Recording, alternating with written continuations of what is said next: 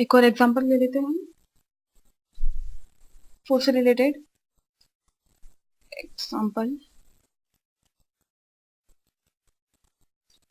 A bullet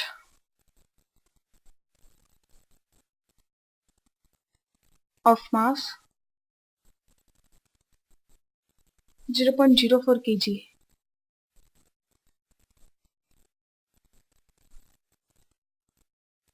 moving with a speed of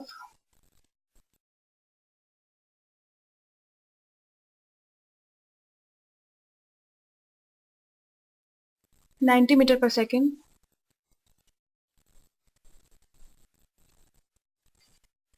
enters a heavy wooden block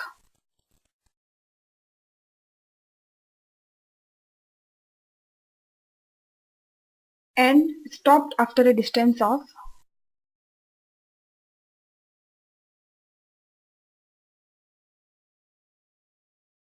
60 centimeter.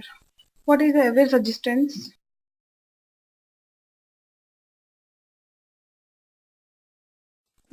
force exerted by the block on the bullet?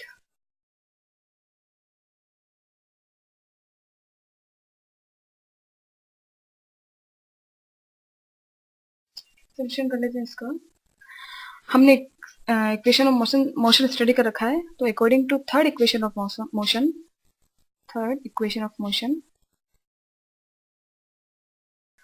v square equal to u square plus 2as, where v is final velocity, u is initial velocity, a is acceleration and f is the distance traveled by bullet. So v final velocity हमें पता है 0 है, initial velocity है इसकी 90 metre per second, acceleration हमें निकालना है और एस हमें दे रखा है डिस्टेंस ट्रेवल कितनी है 60 सेंटीमीटर। सेंटीमीटर को मीटर में चेंज कर लेते हैं हम, तो ये हो जाएगा 0.6 मीटर, 100 से डिवाइड कर देंगे। सो इक्वेशंस में सारी वैल्यू पुट कर लेते हैं हम। वी स्क्वायर की वैल्यू है 0, यू स्क्वायर 90 का होल स्क्वायर प्लस 2 इंटू ए इंटू सी की वैल्यू है 0.6।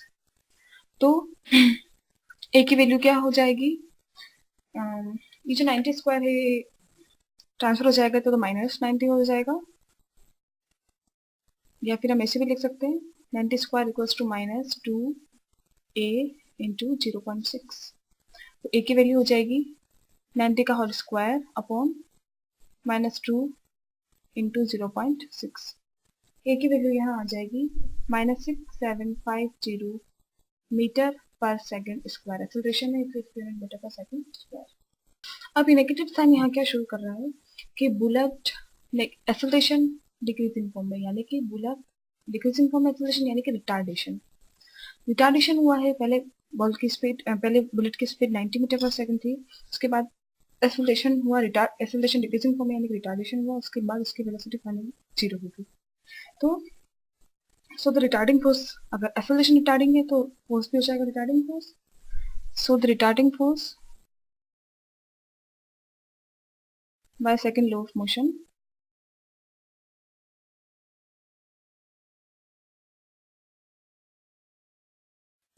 सेकंड लॉ ऑफ मोशन के अकॉर्डिंग हमें पता है F इक्वल्स टू होता है ma, m की वैल्यू यहाँ पर है 0.04 kg, रिटार्डेशन हो जाएगा 6754, F यहाँ पर आ जाएगा 274 से इसकी यूनिट हो जाएगी Newton. Okay, now next topic हम डिस्कस कर लेते हैं impulse. We sometimes observe that a large force acts for a very short duration, producing a finite change in momentum of the body. कोई भी किसी भी ऑब्जेक्ट पर ऐसा फोर्स, जो फोर्स का अमाउंट ज़्यादा है, बहुत ज़्यादा फोर्स लग रहा है कितने शॉर्ट पीरियड ऑफ टाइम के लिए, बहुत स्मॉल अमाउंट के टाइम के लिए, तो फिर भी बॉडी के मोमेंटम में चेंज आ जाता है। For example, when a ball is hit to a ball bounces back, the force on the ball by the ball acts for a very short period of time and enough to change the momentum of ball. So the product of force in time, which is the change in momentum of body, remains a measurable quantity. Ball को हमने दीवार पर strike करवाया, ball पे strike करवाया, तो ball वापस bounces back हो जाती है बॉल वापस रिटर्न हो जाती है, बट सिर्फ शॉर्ट पीरियड ऑफ टाइम के लिए बॉल स्ट्राइक हुई बॉल से, तो बॉल ने इतना फोर्स उसे प्रोवाइड करवा दिया, इतना लार्ज फोर्स प्रोवाइड करवा दिया कि उसने बॉल के मोमेंटम को चेंज कर दिया। So a large force acting for a short period of time to produce a finite change in momentum is called an impulsive force. Definition देख लेते हैं इसकी। A large force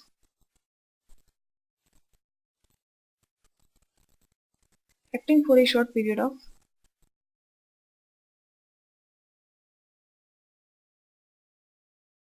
time to produce a finite change in momentum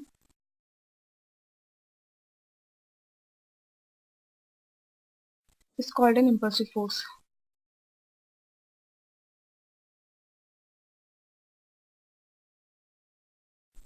फॉर्मूले की बात करें इसके लिए, इम्पल्सिव फोर्स हो जाएगा इम्पल्स इक्वल टू फोर्स, इससे मल्टीप्लाई करेंगे टाइम ड्यूरेशन से, force into time duration. Impulse का एग्जांपल हम इस तरीके से ले सकते हैं, catching the ball by cricketer.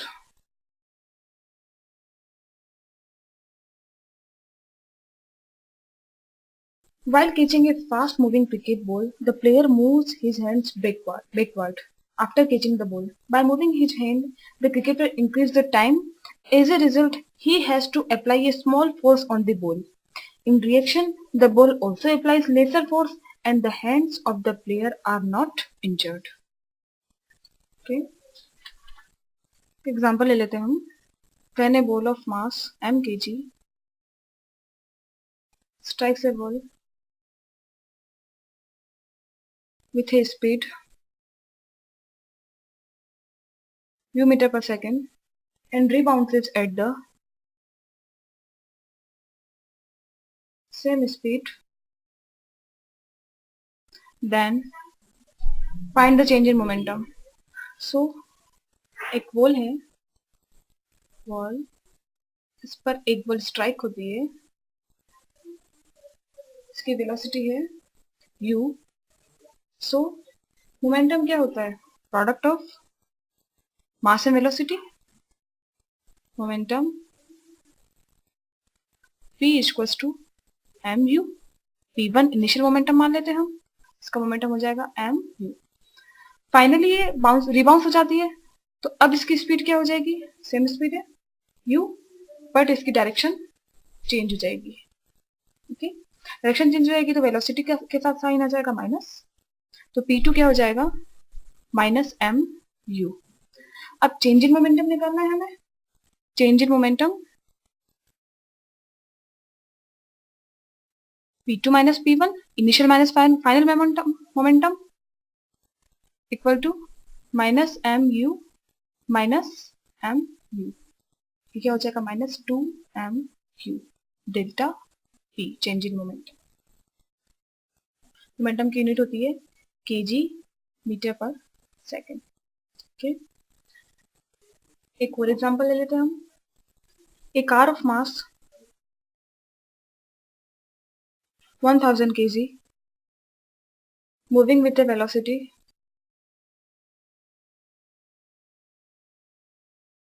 of 30 km per hour, 36 km per hour, hits a wall and comes to rest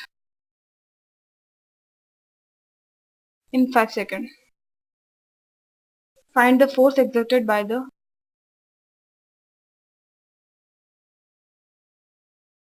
car on the wall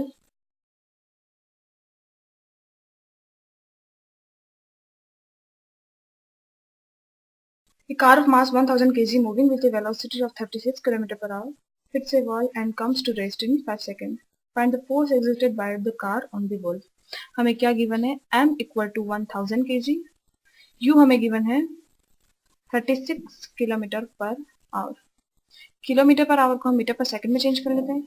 metre पर सेकंड में चेंज करने के लिए 36 किलोमीटर, किलोमीटर को मीटर में चेंज करने के लिए 1000 से मल्टीप्लाई करना है। आवर को सेकंड में चेंज करने के लिए, आवर को मिनट में चेंज करने के लिए 60, फिर अगेन सेकंड में चेंज करने के लिए 60 से मल्टीप्लाई करना है। इट मीन्स ये हो जाएगा 10 metre per second and finally rest में आ जाती है. It means final velocity v equals to 0 और टाइम हमें गिवन है 5 second. So according to second law of motion we know that f equals to m a क्या है यहाँ पर एक्सेलरेशन. एक्सेलरेशन होता है change rate of change in velocity. Velocity में change v minus u upon t. यहाँ पे e है इनिशियल वेलोसिटी और v है फाइनल वेलोसिटी. तभी हमें गिवन है, हम वैल्यूज पुट कर लेते हैं. 1000 v final velocity 0 initial velocity 10 time 5 means minus 2000 Newton. So the force exerted by the car on the wall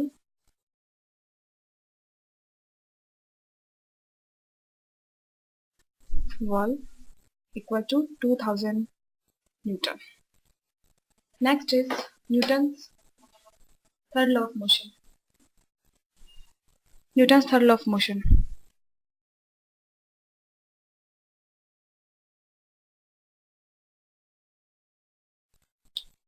Statement है इसका, to every reaction there is always an equal and opposite reaction. To every reaction there is always an equal and opposite reaction.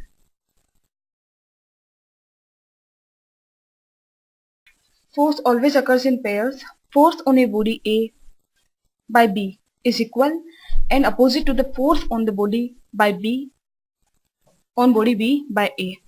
किसी भी object, कोई भी object है A, अगर वो किसी अनदर ऑब्जेक्ट B पर अगर फोर्स लगा रहा है तो उतना ही force object B object A पर लगाएगा, बट वो B के थ्रू A पर लगाया गया फोर्स इक्वल होगा, उतना ही फोर्स होगा, इक्वल होगा, बट अपोजिट डायरेक्शन में होगा. So the term action and reaction means the force. Action and reaction, it means what is? Only force. Considered only as force. मतलब जितना force A B पे लगा रही है उतना ही force A पे लगाएगा, but always in opposite direction. So the force on A by B and the force on B by A act at the same instant. Condition ये होनी चाहिए कि जितना force A B पे लगा रहा है उतना ही force B A पे लगा रहा है, but same time पे. ऐसा नहीं कि पहले A ने B पर फोर्स लगाया, कुछ टाइम बाद B ने A पर उतना ही फोर्स लगाया. सेम इंस्टेंट पे A ने B पर फोर्स लगाया at the time B A पर फोर्स लगा रहा है, इक्वल और अपोजिट डायरेक्शन में. ओके, तो force always occurs in pairs. Force always occurs in pair. Force, the term action and reaction means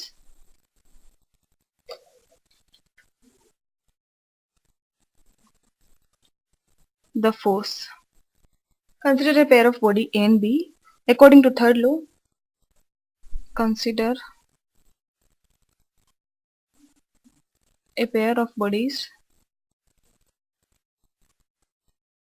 A and B. According to third law,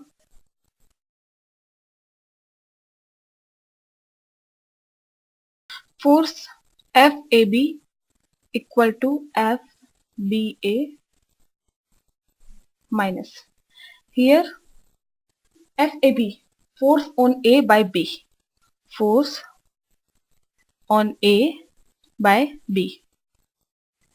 force body B force A पे जो force लगा रही है उससे हम force A B से denote करते हैं. उतना ही फोर्स बॉडी ए किस पर लगाएगी, बॉडी बी पे. एफ बी है क्या है यहाँ पे, force on B by A, equal and in opposite direction. Negative sign here shows opposite direction. Negative sign shows opposite direction.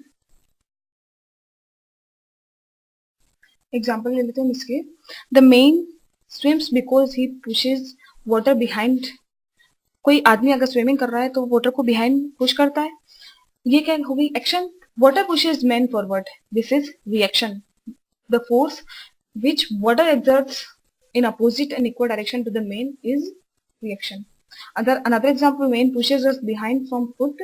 This is action. Earth pushes man forward. It is reaction. Then the man can walk. Fine.